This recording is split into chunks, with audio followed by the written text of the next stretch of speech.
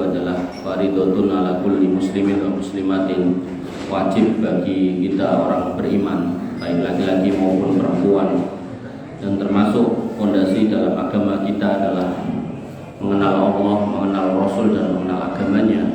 Maka tentu kita berusaha untuk memenuhi kewajiban kita sebagai seorang muslim. Selain menjalankan ibadah sholat, maka kita juga harus mengenal agama kita agar kemudian kita tidak salah dalam menjalankan agama.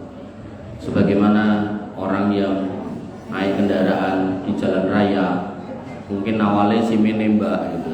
Ini bukan berarti saya membolehkan atau nyuruh nembak gitu, buatan ya. Awalnya nembak, nggak ngerti rambu-rambu, tapi seiring berjalannya waktu dia pun belajar. Oh ternyata nek lampu kuning niku boleh jalan, alon-alon, kalau merah harus berhenti. Oh ternyata kalau ada tanda rambu-rambu S tuh di garis berarti nggak boleh berhenti, P di garis berarti nggak boleh parkir, dan seterusnya gitu kan. Seiring berjalannya waktu belajar gitu kan. Neng kula anake nggih ngoten. Nek SIM pun diperpanjang nanti ping 4, ping 5 niku berarti kan sudah naik kendaraan puluhan tahun nggih. Niku nek telat niku nggih tetep kan ujian. Niku padahal SIM lho. Nah, maka agama juga seperti itu, karena agama itu memang benar-benar harus kita pahami sedikit demi sedikit, yang pada akhirnya tentu kita makin hari makin paham yang mana landasan iman dan takwa itu adalah ala nuri minallah, di atas ilmu, di atas cahaya dari Allah Subhanahu wa taala. Jadi bukan beragama secara sembarangan sesuai dengan selera mboten, tapi lebih kepada pakai ilmu. Gampangnya ngenten pun mungkin ketika kurban gitu kan. Umpami enten yang uangnya banyak gitu, terus biasa mendapatkan kurban yang ngomong sapi, wedhus, maka ngomongso ditukeh gitu, aku tak korban jaran ya. Tentu nggak boleh gitu. Maka pentingnya mengilmu itu sampai seperti itu, karena nggak sah gitu. Maka alhamdulillah panjenengan melalui pengurus masjid mriki memilih kitab Riyadhus Shalihin. Insya Allah ini kitab yang luar biasa dan dirujuk oleh para ulama, sehingga sisi kehati-hatian dalam belajar itu akan panjenengan dapatkan, sehingga harapannya pelajaran atau materi yang panjenengan dapatkan ibarat madu niku madu murni, bukan madu palsu. Wabil khusus kitabnya juga saya nggak berani jelaskan langsung, maka saya juga menggunakan namanya kitab syarah. Jadi kitab hadis yang sudah dijelaskan.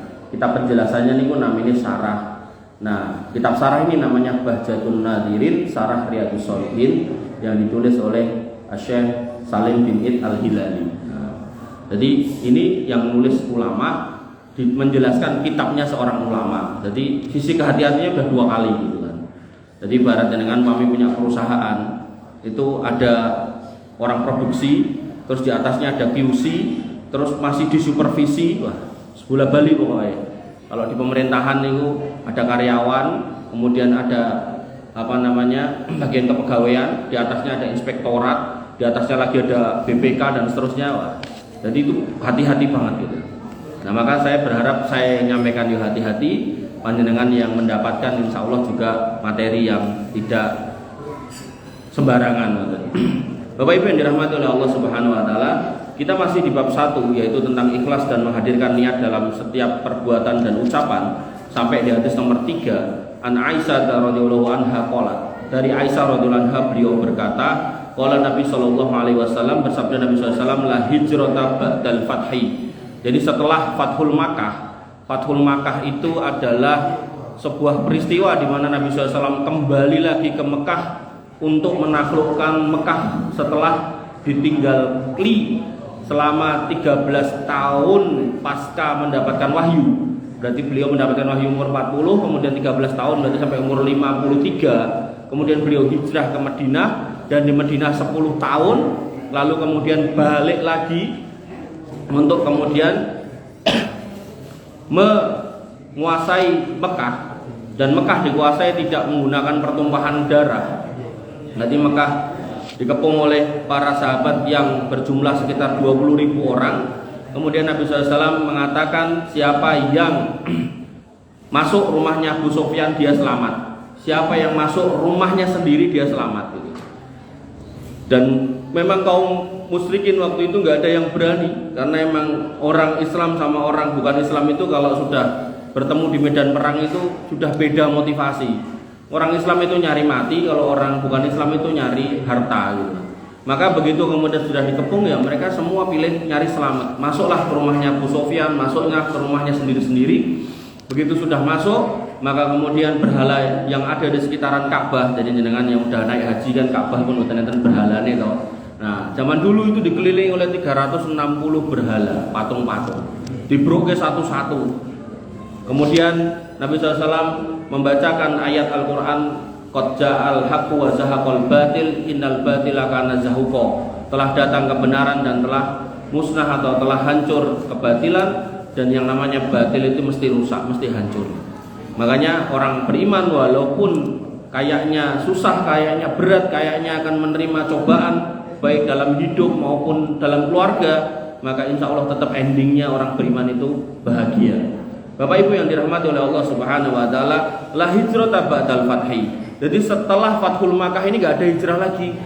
Artinya Nabi Muhammad SAW yang kelahiran Mekah begitu sudah hijrah ke Madinah setelah Fathul Makkah. Niku nek wong Jawa pernah tinggal ten Jawa terus napa merantau, kula nate kepanggih piantun Jawi Tangmangu niku merantau kerja ten Kaltek ten Riau niku 40 tahun kerja. Jadi ke Joko nganti punya anak kerja di sana. Niku 1 atau 2 tahun menjelang pensiun niku golek omah ten Solo. Padahal pun ten mriko pun 40 tahun golek omah ten Solo, kemudian 1 tahun atau sekian bulan menjelang pensiun itu semuanya dijual yang di sana. Tadi begitu benar-benar pensiun pindah ke Solo semuanya. Itu nek wong Jawa. Tapi dalam konteks napa istilahnya syariat kita di sini banyak dikatakan bahwa tidak ada lagi hijrah setelah Fathul Makkah. Jadi ketika Nabi SAW sudah bisa menguasai Mekah, maka Nabi tetap kembali ke Madinah. Enggak terus aku tak balik neng kampung halamanku Mekah, boten. Balik lagi ke Madinah. Bapak Ibu yang dirahmati oleh Allah Subhanahu wa taala, walakin jihadun wa niyatun. Tapi sepanjang proses kehidupan kita sebagai orang Islam, hijrah sudah enggak ada karena Madinah sudah Islam, Mekah sudah Islam, maka enggak ada lagi perintah hijrah, tapi yang ada adalah jihad dan juga niat. Jihad itu maksudnya nopo? Mempertahankan tanah kaum muslimin ketika kemudian diserang atau diganggu oleh orang lain. Jadi kalau panjenengan nanti naudzubillah ya, misalnya nanti nemoni di negara kita diserang sama orang luar gitu kan, maka panjenengan wajib untuk mempertahankan keadaan. Wa idza stunfirtum fanfiru. Kalau kiranya kalian dipanggil untuk jihad, maka berangkatlah. Jadi ada yang manggil, ada yang ngajak. Nah ini siapa? Nanti kita baca sarahnya atau penjelasannya. Yang pertama, beliau Syekh Salim bin Id Al-Hilali mengatakan bahwasanya kewajiban hijrah sudah dihapus dari Mekah ke Madinah. Sudah nggak ada lagi orang hijrah karena Mekah sudah menjadi negara Islam. Karena kota itu yaitu Mekah sudah menjadi kota Islam, negara Islam atau Darul Islam. Dalam kaitan ini, hukum kota Mekah sama seperti kota-kota lainnya jika telah dibebaskan oleh kaum muslimin dari belenggu kaum musyrikin. Jadi suatu negeri kalau kemudian sudah tidak lagi didominasi dengan agama selain Islam, maka itu sudah menjadi negara Islam, Darul Islam. Jadi sudah nggak ada lagi hijrah. Jadi ini menarik. Ini hari Ahad kemarin saya bahas di Masjid Istiqlal. Jadi ada sekumpulan kaum muslimin yang dia sedemikian pengen suatu negeri itu mutlak menggunakan aturan Islam. Sampai saking pengennya sampai mengatakan Indonesia pun dikatakan sebagai negara kafir. Ketika kita tanyakan, "Ndak kenapa Mas?" Jawaban mereka karena Indonesia tidak berhukum dengan hukum Islam. Karena wong maling nggak dipotong tangan, karena wong zina nggak dirajam, karena wong membunuh nggak dibalas bunuh, kata mereka. Maka apakah pernyataan ini benar? Maka dalam Islam ketika kita pelajari dengan benar bagaimana menetapkan suatu negeri ini adalah negeri Islam atau kafir, maka tidak cuma dilihat dari hukumnya, tapi kita lihat siar mayoritasnya. Makanya Nabi SAW ketika mau menyerang suatu negeri, ketika mau melakukan ekspansi peperangan, maka beliau menunggu sampai terbitnya fajar subuh. Ketika subuh ada adzan apa enggak? Kalau ada, stop. Kalau enggak ada, lanjut. Ini menunjukkan negeri itu Islam. Maka saya sampaikan kepada orang-orang itu bahwasanya ketika jenengan mengatakan Indonesia ini bukan negara Islam, kita lihat masjidnya cacahe piro. Bahkan Indonesia ini termasuk negara dengan jumlah masjid terbanyak seluruh dunia. Satu. Yang kedua, jumlah populasi muslimnya, juga orang yang menganut agama Islam atau negeri yang menganut agama Islam terbanyak di dunia. Kemudian yang ketiga, ketika kita ngomongkan pemimpinnya ya agamanya Islam. Soal Islamnya seperti apa itu nafsi-nafsi, tapi secara dohir beliau muslim. Kemudian kita lihat lagi ketika ada acara-acara besar, Idul Fitri, Idul Adha, Haji, Umroh, apakah semua ini dilarang di negeri kita? Tidak. Bahkan ketika panjenengan menikah sudah disiapkan wakil dari pemerintah yang menikahkan. Karena nanti kalau di negeri kafir itu jenengan nggak dapatkan. Jenengan misal mau nikahi ngapunten nggih, janda yang nggak punya bapak, nggak punya kakak, nggak punya anak laki-laki, ning wong Amerika, niku mboten enten naib Amerika mboten enten. Makanya Nabi SAW mengatakan as-sultanu waliyun limala waliyalahu. Pemerintah itu wali buat mereka yang nggak punya wali nasab. Nah ini nggak mungkin jenengan dapatkan di Amerika, tapi di Indonesia ada. Makanya wanita-wanita yang sudah nggak punya wali, apakah nggak punya bapak, nggak punya paman, nggak punya anak laki-laki yang bisa menjadi walinya, maka aman di Indonesia, bisa nikah, ada wali dari pemerintah. Bahkan ketika panjenengan bercerai, naudzubillah, niku juga ada pengadilan agama. Kemudian kalau panjenengan ada urusan selain itu, misal urusan waris dan seterusnya, bisa juga ke pengadilan agama. Bahkan nek panjenengan misal mendalami tentang ilmu ekonomi syariah, Indonesia itu termasuk negara dengan kondisional transaksi dan pertumbuhan keuangan syariah itu termasuk 5 terbesar di dunia. Dan hukum-hukum terkait ekonomi syariah ketika ada perselisihan, jadi misal jenengan beli saham misal gitu melalui lembaga keuangan syariah, terus singkat cerita enten prestasi, terus jenengan mau membawa kasus ini, itu pengadilan agama juga sudah menerima gitu. Jadi bisa disidangkan ke situ. Nanti naik banding ya naik lagi sampai ke Mahkamah Agung dan seterusnya. Maka ketika kita lihat Indonesia konstruksinya seperti itu, maka aku yakin Indonesia ini negara Islam. Kemudian loh, kok nggak berhukum dengan hukum Islam, Mas? Maka itu sama halnya dengan kita sebagai kepala keluarga. Kita pasti di rumah yuk ada kekurangan. Bahkan jangankan Pak Presiden, saya secara pribadi aja kalau ditanya istri saya misal ada dan begini, alah kayak ngomong tok. Ini menunjukkan bahasanya ya kita ini ya manusia pasti ada kekurangan di dalam rumah itu. Mesti jenengan adalah nek di rumah yang Nabi sampai mengatakan kalau panjenengan wahai bapak-bapak berbuat baik 1 tahun penuh ke istri jenengan, sekali aja berbuat salah, maka istri niku tegelok ngomong maro aitu ka khairun qotun. Aku ira bak ra nemoni kowe iki berbuat baik mas setahun iki. Enek elek wae kabeh. Padahal dina-dina jenengan kete sok mangkat kerja mulih sore, enten napa-napa bojone lara ya diperiksake, ditambake, golek apa-apa ya digolekke gitu kan. Tapi nggih niku wanita punya lisan yang sudah dinas seperti itu gitu.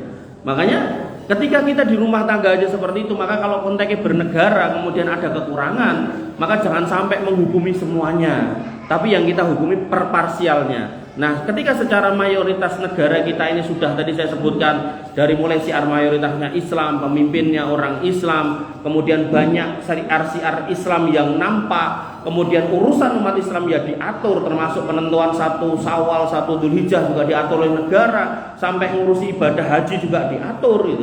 Saya punya saudara ipar itu tinggal di Swiss itu haji ya mau ngurus visa kan mangkat dhewe ten negara Arab nggih mboten enten sing ngurusi, golek-golek nggon dhewe, nata-nata awak dhewe gitu kan, ibadah-ibadah dhewe gitu.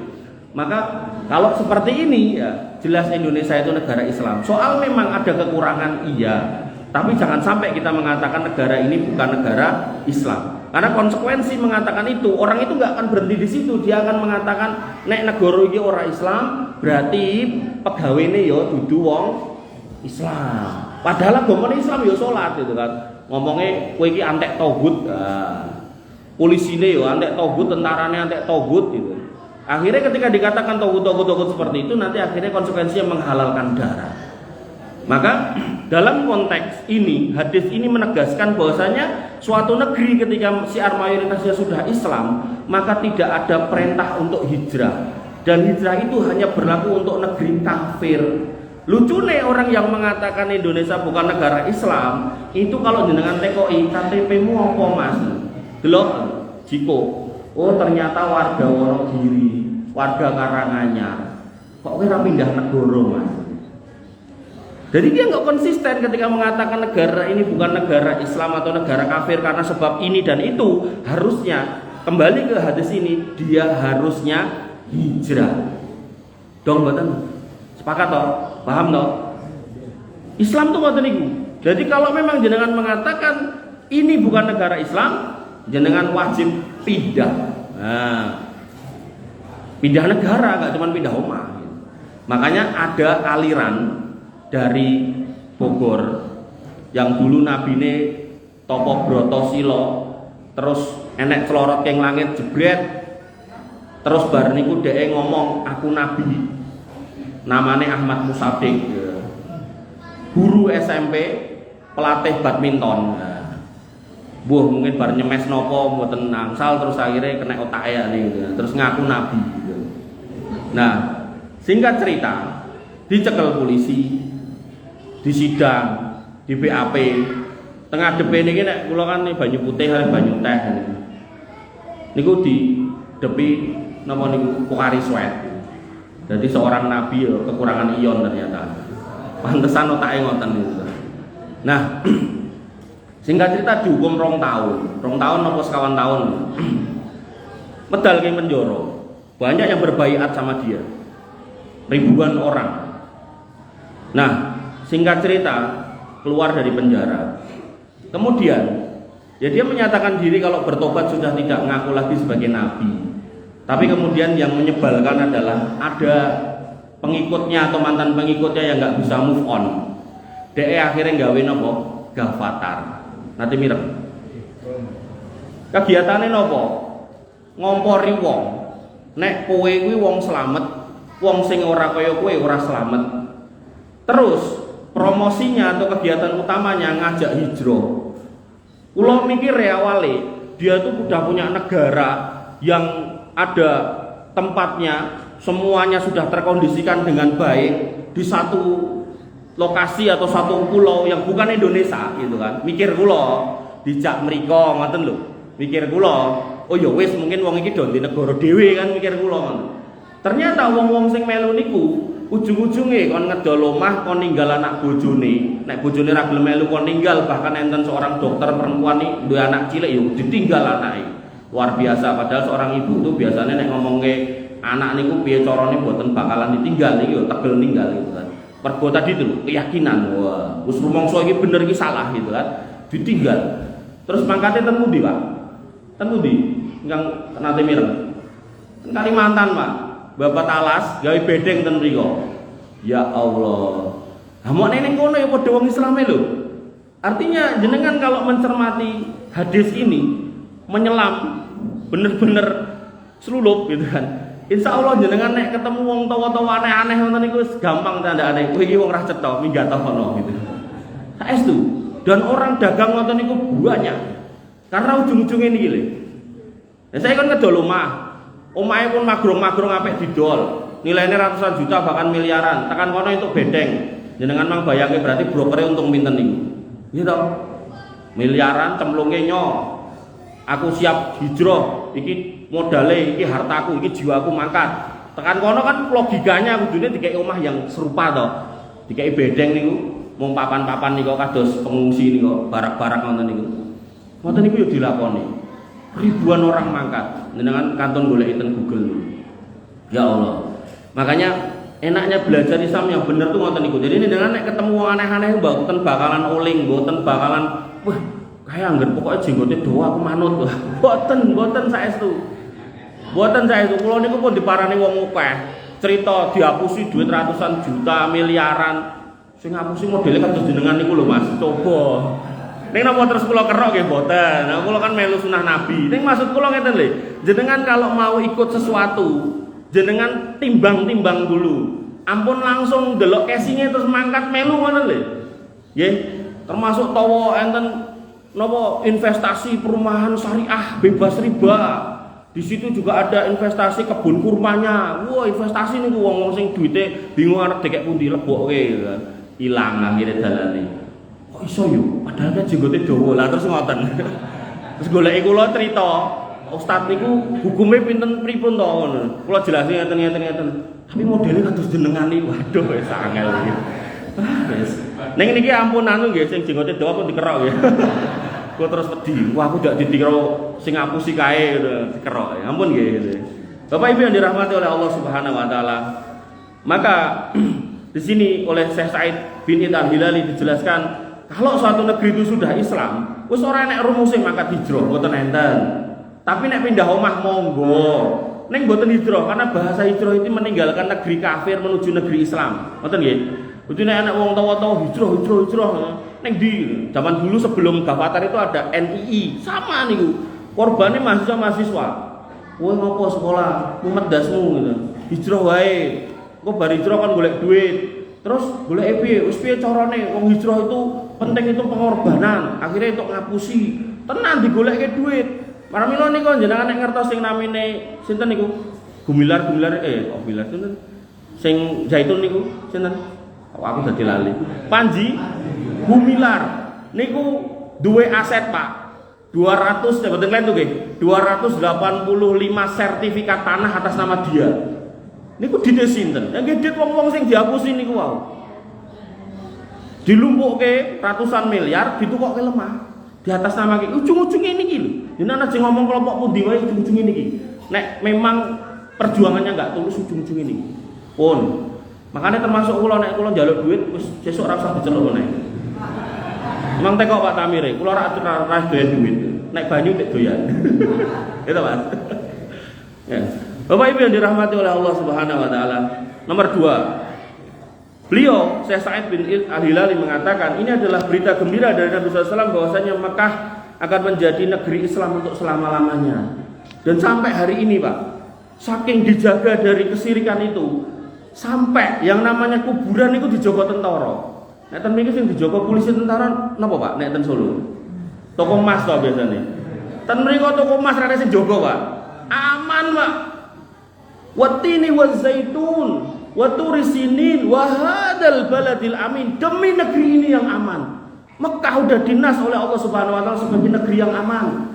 Bahkan ada seorang ustaz ngomong, cara ten mriki Indomaret, kesusu selak mlebu arep golek susu, mobilnya diparkir ning jaba jek urip, bali mobilnya jek enek, Pak.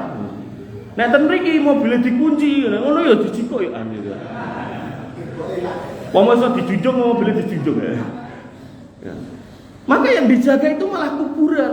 Kenapa? Karena gak boleh manusia itu minta-minta ke kuburan itu gak boleh. Allah sendiri yang mengatakan wa idza sa'alaka ibadi anni fa inni qarib ujibu da'watad da'i idza da'ani. Nek umatmu tekok wahai Muhammad, aku Gusti Allah ning dijawab pencerak.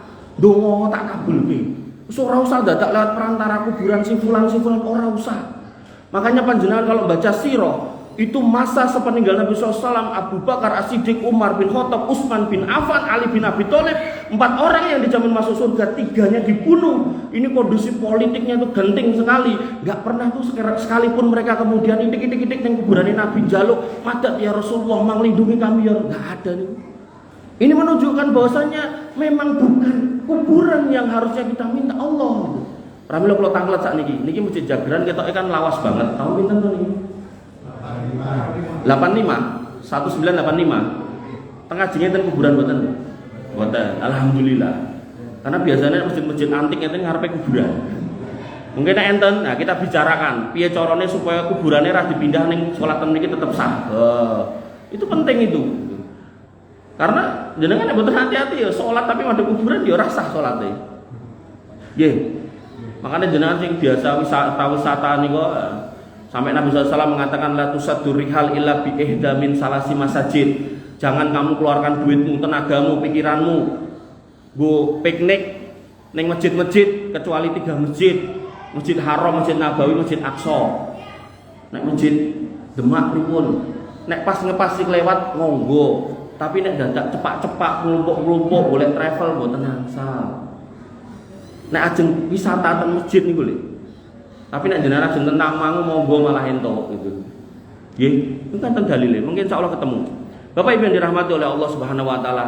Jadi Mekah niku pun dijamin negeri yang aman. Panjenengan yang nanti umroh bisa membuktikan. Bahkan yang dijaga itu justru kuburan, bukan rumongsone nanti bakal mayite ilang, mboten. Kuwatir ada orang yang menodai kesucian, kemuliaan Mekah dan Madinah dengan meminta-minta di kuburan. Ngoten. Kemudian yang ketiga, hijrah tetap disyariatkan selama di dunia masih terdapat darul kufur, negeri kafir dan negeri Islam. Artinya tadi saya bilang, kalau orang itu mengatakan Indonesia kafir, lu ngomas kok kene aja ning kene. Atau sebaliknya, ketika panjenengan kemudian mengirim putra jenengan sekolah ten Amerika, sekolah ten Rusia, maka pastikan dia tetap warga negara Indonesia. Jangan berubah warga negaraan. Wong rumus niku ken manggen ten negeri Islam, boten ken manggen ten negeri boten Islam. Bahkan Nabi SAW mengatakan, ini barium miman asa bainal musyrikin. Aku berlepas diri dari orang-orang yang tinggal di antara kaum musyrikin. Kenapa? Kalau jenengan masih ingat, ada loh orang yang kemudian melakukan perjalanan menuju Mekah dari ujung ke ujung dalam rangka untuk menyerang Ka'bah, tapi kemudian Allah tenggelamkan semuanya. Kemudian Aisyah radhiyallahu anha bertanya, bagaimana dengan orang yang di tengah ya Rasul, yang dia berangkat ke Mekah itu enggak untuk menyerang Ka'bah tapi untuk berdagang. Kata Nabi, mereka yo ikut tenggelam tapi nanti akan dibangkitkan dan ditanya sesuai niatnya. Kowe biyen melu mereka iki piye? Artinya ketika panjenengan kumpul dengan orang-orang yang tidak menyembah Allah Subhanahu wa taala harusnya was-was. Mengko nek adab Allah medhok aku ketut. Lah nek pas jenengan ketut niku pas jenengan lagi beribadah aman. Tapi nek ketut ning yo melu-melu ah pripun? Kalau jenenge wong ketut jenenge wong ngumpul ning masjid salat, ngumpul wong main yo main gitu. Ngoten to. Mosok cedhake wong main terus yo salat. Longko nek niku. Nek enten ngoten niku longko, melu kancane ngancani main terus jenengan wirid astagfirullah astagfirullah. Longko nek niku enten. Wis to longko itu nek enten dadi tutuk karo kancane. Umumnya yo melu-melu gitu. Bapak Ibu yang dirahmati oleh Allah Subhanahu wa taala, sehingga ketika memang masih ada negeri kafir, berarti hijrah itu dari situ ke negeri Islam. Tapi nek negeri kita sudah Islam, ya enggak ada rumus hijrah dari sini terus malah lungone ning Amerika atau malah mengatakan iki negeri kafir ning hijrahe ning Kalimantan ora kacek gitu kan. Kecuali dhek nemu pulau dhewe kados Columbus zaman rumiyin nemu pulau dhewe sing enggak ada negara manapun yang ngeklaim terus manggon ten niku lah monggo gitu kan. Kayak Pulau Solomon niku sing dipanggoni wong-wong mriku niku. Ning pun dadi negara Solomon sak menika kan. Terus Pulau Fiji niku kan pulau-pulau kecil-kecil to niku. Negara kecil-kecil to niku. Pulau Solomon niku, Pulau Fiji niku hidupnya itu dari telek manuk coba.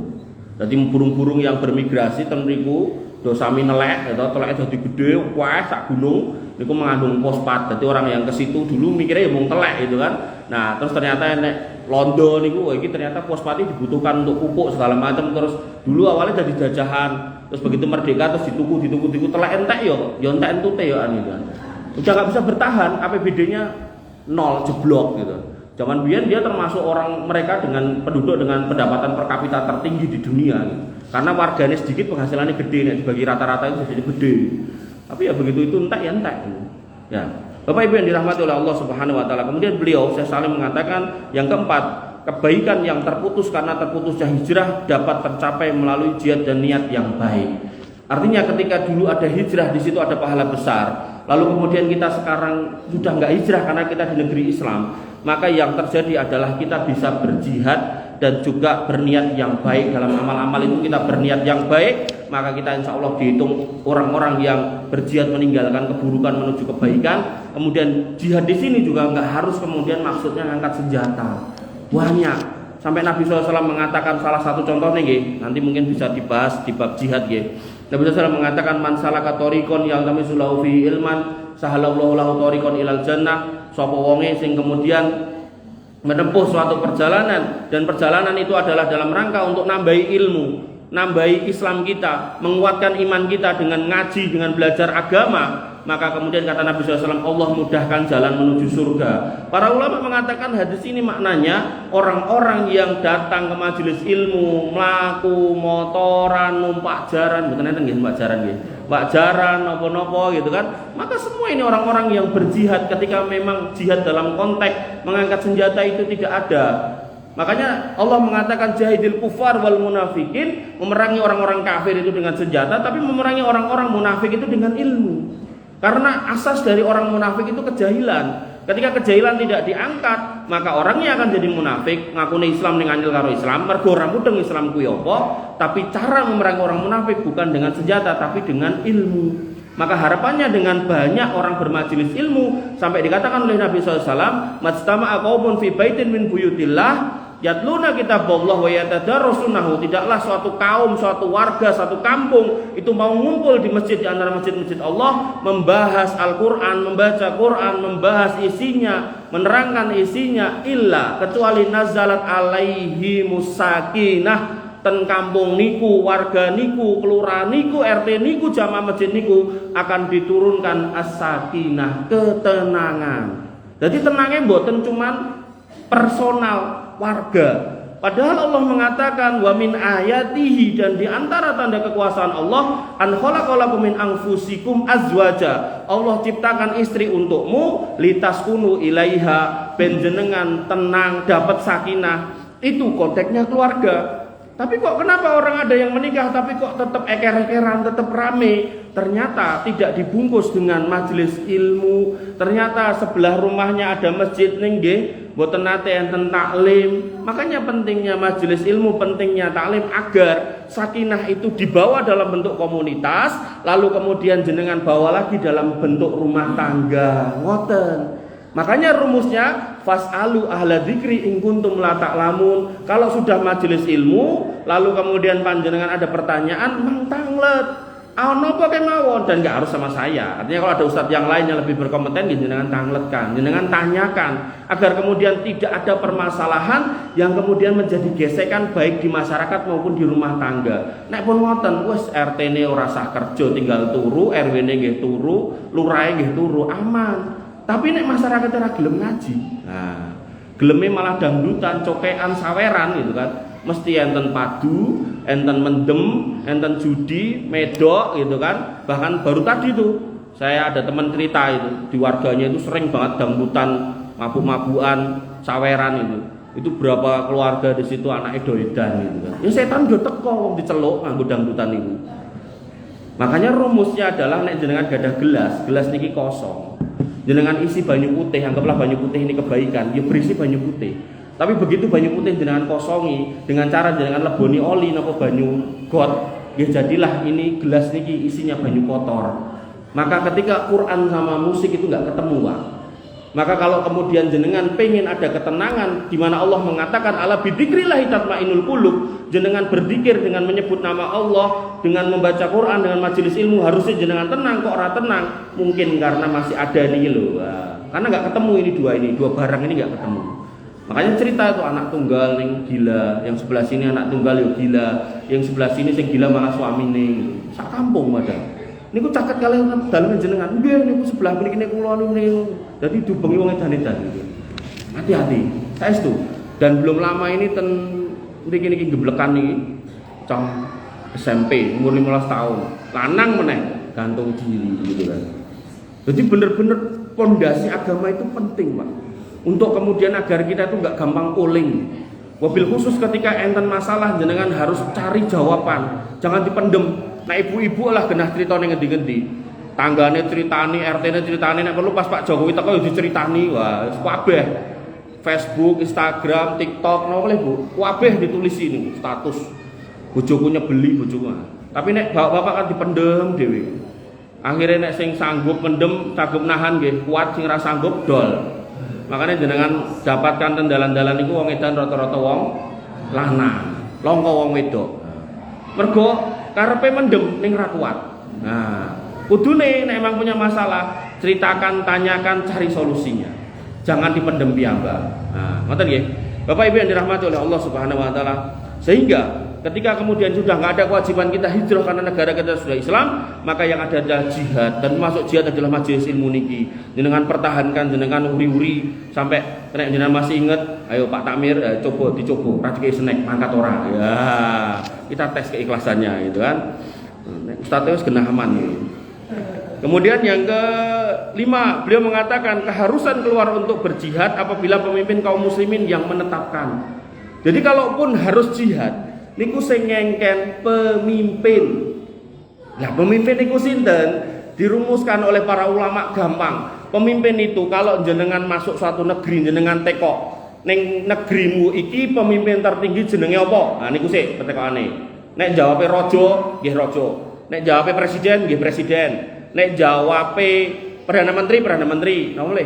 Biasane raja, presiden, perdana menteri, terus napa le biasane? Napa? Napa, Pak? Napa? Sultan ya, sultan nggih sami raja. Nah, bar niku pertanyaan kedua. Terus kuwi sapa?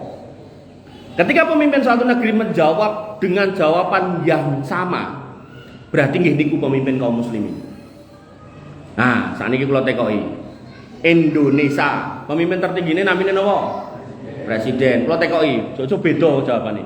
Presiden Indonesia sinten?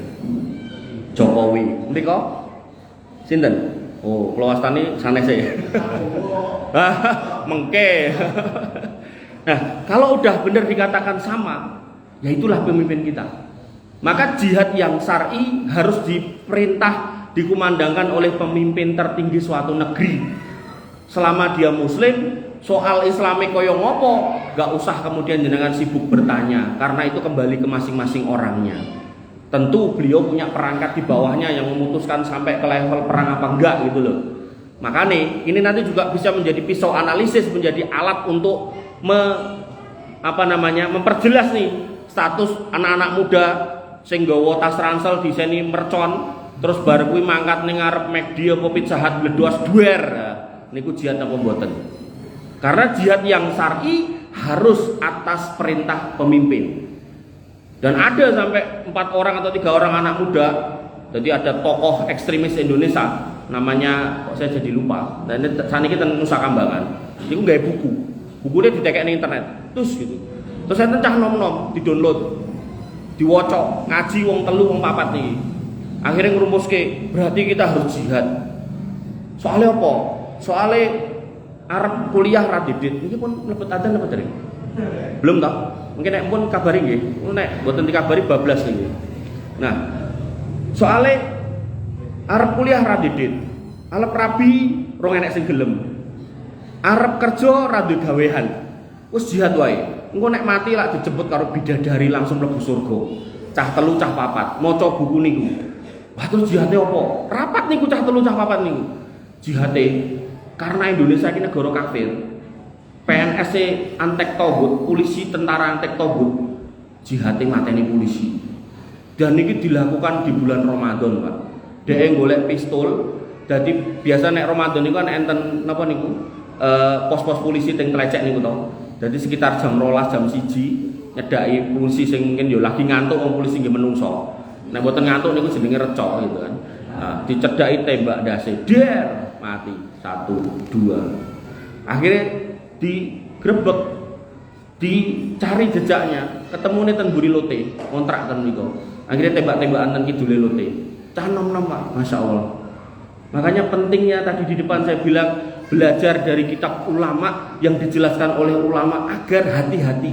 Niki kan kitab Imam An-Nawawi. Tapi nek diwaca karo orang yang kemudian tidak mengacu kepada penjelasan ulama, artinya tidak disarah oleh ulama, nanti ketemu nih tetap melenceng.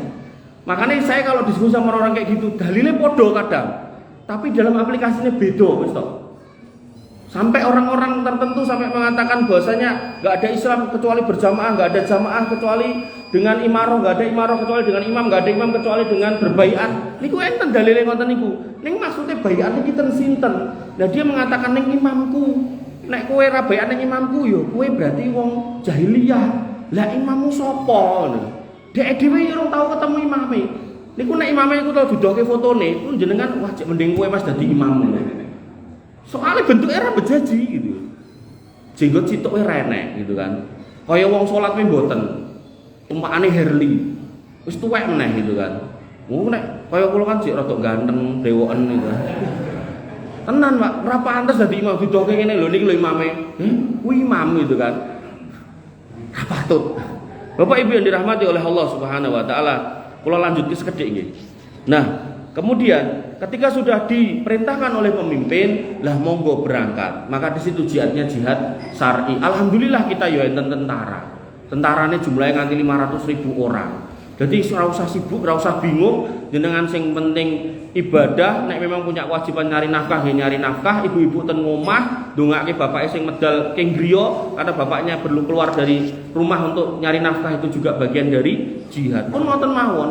Jadi enggak usah mikir sing piye Pak arep mangkat Pak, sampai ada Khalifah Al-Baghdadi, khalifahnya ISIS, 500 orang Indonesia nyebrang lautan, nyebrang pulau demi ke sana berbaiat. Begitu kemudian imamnya mati, akhirnya terlantung-lantung, terlontang-lantung di sana. Akhirnya mau ngemis lagi untuk pengen balik ke Indonesia wis angel. Lho, pripun wonten niku? Pentingnya beragama, belajar agama dari sumber yang valid dengan sumber yang baik, yang meminimalisir kesalahan agar kita nggak terjebak dalam pemahaman-pemahaman seperti itu. Mumet Pak kalau ikut kayak gitu. Ning kene ngomongnya bener, pindah kono jadi salah, pindah kene jadi bener. Makanya Imam Malik itu ketika diajak debat sama seorang bertanya, "Syekh, debat karo aku. Engko nek kowe menang aku melu kowe, nek kowe kalah kowe melu aku." Imam Malik sebagai seorang imam bertanya, "Oke, nek kowe menang, aku melu kowe. Aku menang kowe melu aku." Saiki nek pertanyaanku, nek kowe menang aku melu kowe, terus aku melu kowe karo aku mlaku bareng, ketemu karo wong sing luwih pinter mbok ajak debat, nek kowe kalah terus piye gitu kan. Kata dia, yo kita melu wonge luwih pinter iso ngalahke dhewe. Kata Imam Malik, agamaku ora kaya kowe. Aku ki ngaji, aku ki sinau, nek wis jelas ngene iki agamaku, yo kuwi sing tak cekel orang gue kere-keran karo menungso kaya kowe. Makanya Nabi SAW mengatakan, orang yang menjauhi debat walaupun dia benar, nek nggak mau berdebat, sekali lagi berdebat nggih, benten sama bertanya. Kalau bertanya jangan wajib jawab, idza stansaha fansahu, nek ditanya wajib jawab. Tapi kalau kemudian ngejak debat kemudian dijauhi, kata Nabi SAW, orang yang menjauhi debat walaupun dia benar, ini akan disiapkan satu istana di tepian surga. Jadi kebenaran itu buatan untuk diperdebatkan. Diskusi boleh, bertanya menjawab boleh, tapi kalau kemudian levelnya berdebat eker-ekeran, debat usir sampai kados ten TV ini kok, nah niku buatan boleh agama diperdebatkan seperti itu. Kemudian poin 2 lagi, yang keenam, suatu perbuatan dinilai berdasarkan niatnya. Artinya ketika kemudian kita sudah tidak berhijrah, tapi kita selalu berpikir gimana caranya kita memperjuangkan agama kita di negeri ini, piye carane supaya kaum muslimin ini makin banyak imannya, makin tebal ketakwaannya, maka insya Allah itu juga akan dinilai sebagai orang-orang yang berjihad dan berhijrah. Kemudian yang ketujuh, kewajiban berjihad serta melatih diri dan mempersiapkannya. Jadi ini untuk pemimpin ya, pemerintah ya. Maka karena sudah ada wilayah, sudah ada negeri, maka wajib untuk mempertahankan negeri ini agar jangan sampai dijajah. Makanya pemerintah kita setiap tahun memperbarui atau membeli alutsista untuk menjaga negeri ini. Jadi bukan kemudian pomeh perang, enggak. Justru rumusnya dalam dunia militer itu, ketika suatu negeri itu memperkuat alutsistanya, ini berarti negeri ini negeri yang paling aman, karena otomatis negeri lain yo mikir-mikir, ngoten. Jadi kalau zaman dulu kita berperang menggunakan pedang, kemudian meningkat lagi menggunakan panah dan seterusnya, itu bagian dari proses menyesuaikan termasuk alutsista. Makanya kalau kemudian negara kita masih membelanjakan dana untuk membeli alutsista, maka insya Allah negeri ini tetap akan dalam kondisi baik-baik saja. Walaupun doa panjenengan tetap diperlukan. Makanya para ulama mengatakan ketika jenengan ketemu sama ulama, ustadz, guru yang tetap mendoakan negerinya baik, maka insya Allah itu ulama, guru, ustadz yang baik. Nah, dongane napa? Panjenengan nek nyimak doanya imam-imam haram, mereka selalu mengatakan Allahumma aminna fi autonina. Ya Allah, mamparingi keamanan di negeri kami. Kemudian wa aslih a'immatana wa wulata umurina, dan panjenengan luruskan para imam-imam kami, para ustadz-ustadz kami, para guru-guru kami, para ulama kami, dan panjenengan juga luruskan para pemimpin kami. Karena pemimpin niku nek boten jenengan dongake, mengke nek bengkong ya bengkong terus, akhirnya jenengan sing rugi. Tapi nek jenengan dongake, insya Allah pemimpin sejahat apapun akan berubah jadi baik. Makanya Imam Ahmad bin Hambal niku nate 3 kali periode ganti khalifah di penjara karena tidak mengikuti keyakinan khalifah waktu itu, yaitu mengatakan Al-Quran itu makhluk. Tapi Imam Ahmad disiksa habis-habisan, dan murid-muridnya berkumpul dan mengatakan, wahai imam, mangfatwakan untuk ngangkat senjata melawan khalifah, kami siap tempur, siap melawan. Kata Imam Ahmad, tidak. Lau anna li da'watun mustajabatun la da'autuhu li sultan. Sekiranya aku kuwi ngucap donga kuwi genah kabul, maka aku akan doakan pemimpinku kebaikan, karena pemimpin yang baik akan berimbas, berefek kepada rakyatnya, kepada orang tua saya, dan juga kepada semua kaum muslimin. Maka apapun siapapun pemimpinnya, selama mereka orang Islam, mereka berhak panjenengan doakan. Ngaten nggih. Dadi mbok eleke koyo ngopo mang dongake, ora usah dadak di napa istilahnya di pripun-pripun nggih. Donga itu lebih baik daripada boten didongake. Mekaten nggih. Nomple Pak Prabowo wis donga 20 tahun dadi presiden, lagi kabur 20 tahun lho Pak gitu. Wis dadi rambut dongake kan pripun niku mengke gitu kan. Nah, biar pemimpin jenengan meleh gitu kan. Nah, maka yang terbaik ya didoakan. Bapak Ibu yang dirahmati oleh Allah Subhanahu wa taala, mbok pilih mekaten ingkang saged kula aturaken. Ditutup dengan doa apa enggak, Om? Enggak usah. Doa kafaratul majlis. Kurang lebihnya saya mohon maaf. Allahu minkum subhanakallahumma bihamdika asyhadu an la ilaha illa anta astaghfiruka wa atubu ilaik. Assalamualaikum warahmatullahi wabarakatuh.